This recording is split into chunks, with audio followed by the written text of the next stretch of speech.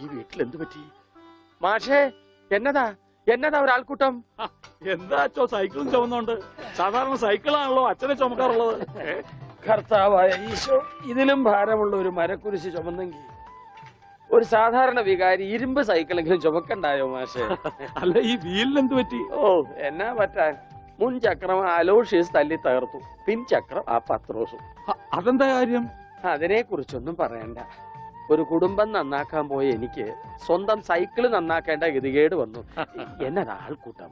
അച്ഛോ, ഞാൻ നമ്മുടെ ഉണ്ണിയുടെ പടം ഒന്ന് വരപ്പിക്കുക. സൈക്കിള് പോയി, അതല്ലേലും പോയി.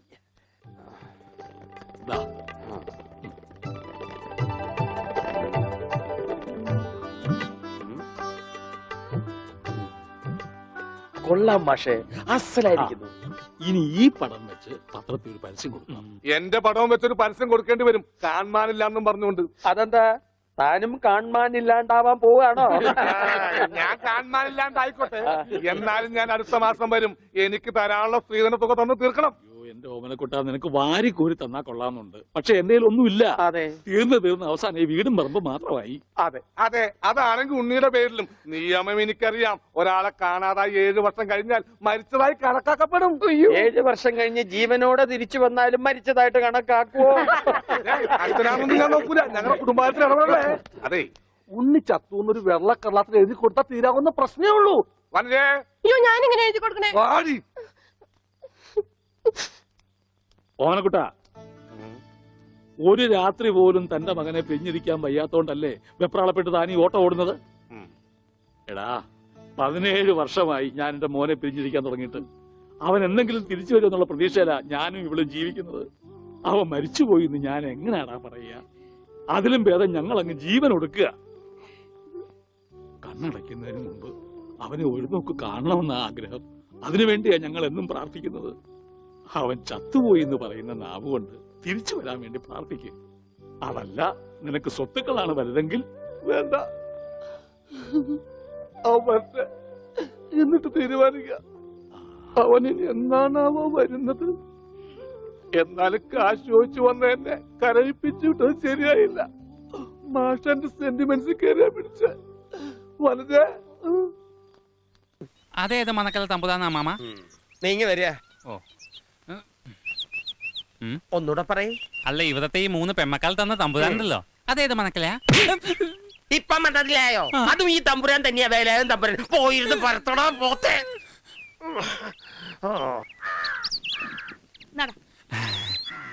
അമ്മേ, ഞങ്ങൾ പോവാ. പോട്ടെ അമ്മേ.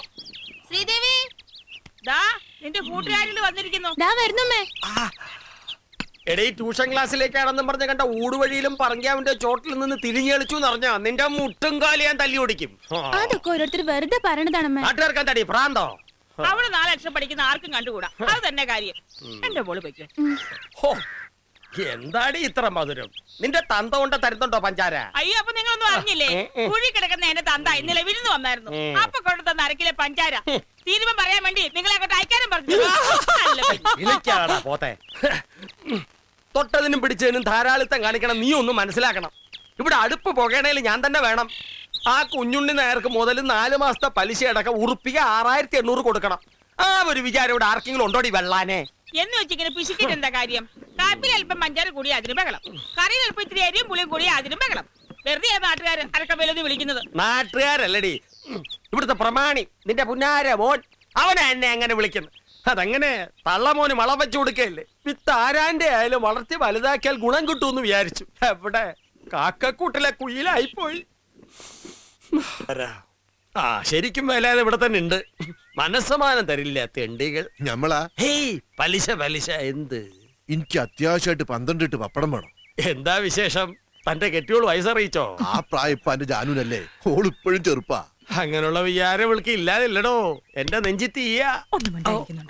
അല്ല, കണ്ടത് പറഞ്ഞാനിട്ടാ.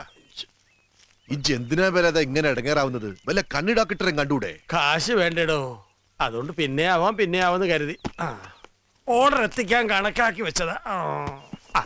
രാവിലെ പീടിയിൽ തിരക്ക് കഴിഞ്ഞ് ഗ്ലാസ് കൈ വെക്കുമ്പോഴാ ഒരു സദ്യന്റെ ഓർഡർ കിട്ടിയത്.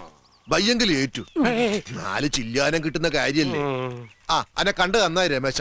ആ കാര്യസ്ഥൻ രാഘവൻ എന്നെ അന്വേഷിച്ചിരുന്നു. ഇവനെയോ? കാര്യസ്ഥന് പ്രാന്ത? അല്ല ഇതെന്തപ്പ ചക്രവൂരി പേരന്?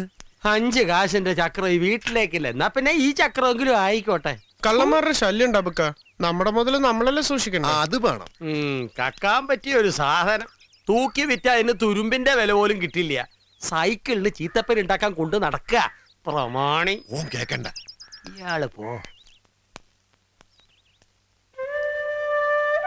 ഇത് പരത്തി പരത്തി എന്റെ ജീവിതം പരന്നു എന്നല്ലാണ്ട് വേറൊന്നും ബാക്കിയില്ല.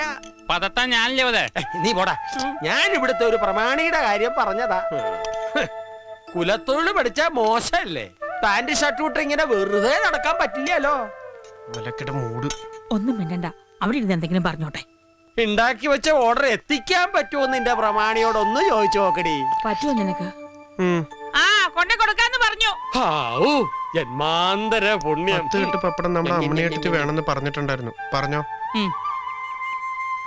ആ അമ്മണി അമ്മയ്ക്ക് 10 കെട്ട് വേണത്രേ. അവര് 2 കെട്ട് ചെയ്തല്ലേ, ഇനി 8 കെട്ട് വേണോ? 10 കെട്ട് പപ്പടത്തിന്റെ കാര്യ പറഞ്ഞത്. ഓ അങ്ങനെ. എവിടുന്ന് വന്നൂടി നിനക്ക് ഈ പുതിയൊരു ബോധോദയം? മാനത്ത് പൊട്ടി വീണതാ. തലക്കാലം 10 കെട്ടെങ്കിൽ എത്തിച്ചാ മതി കേട്ടോ. അത് നിന്റെ പ്രമാണിയോട് പറഞ്ഞേപ്പിച്ചാ മതി. അനുസരിക്കോ ആവോ. വേല എളുപ്പത്തിൽ വീഴിക്കാമെന്ന് ആരും മോഹിക്കണ്ട. ഞാൻ വീണേ മുരുകൻ വിചാരിക്കും. ആര് കരുവാ മുരുകനോ? സാക്ഷാൽ പളനിമല മുരുകൻ ദണ്ഡായുധ പണി. ഓ ആ മുരുകൻ.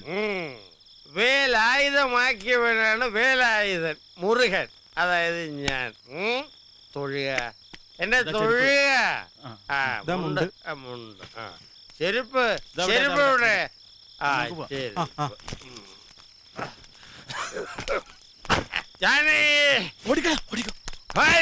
പഴനിമല കോവിലില് പാൽ കാവടി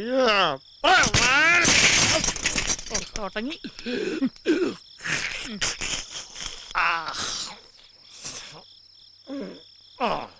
8 വർഷം തുടർച്ചയായിട്ട് കാവടി തോളിലേന്തി പഴനിമല ചവിട്ടുവനാണ് വേലയത്. അറിയാമോ കള്ളു കുടിച്ചുകളെ? മുറുക വടിവേല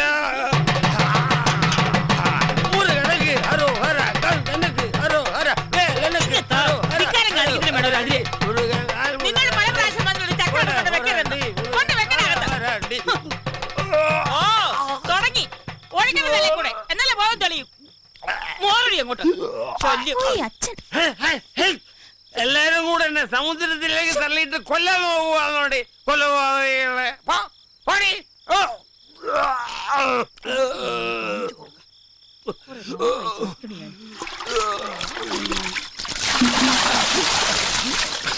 അയ്യോ അമ്മേ, ഇത് രാവിലെ പശുവിന് കൊടുക്കാൻ വെച്ചിരുന്ന കാടിവെള്ളമല്ലേ? അതെ, അറിഞ്ഞോണ്ട് തന്നെയാ. ആട്ടം നിൽക്കട്ടെ. നടക്കണേ, ഇന്നത്തെ പഴമക്ക് ഇത്ര മതി. അവിടെ ഇരിക്കട്ടെ. ശല്യം.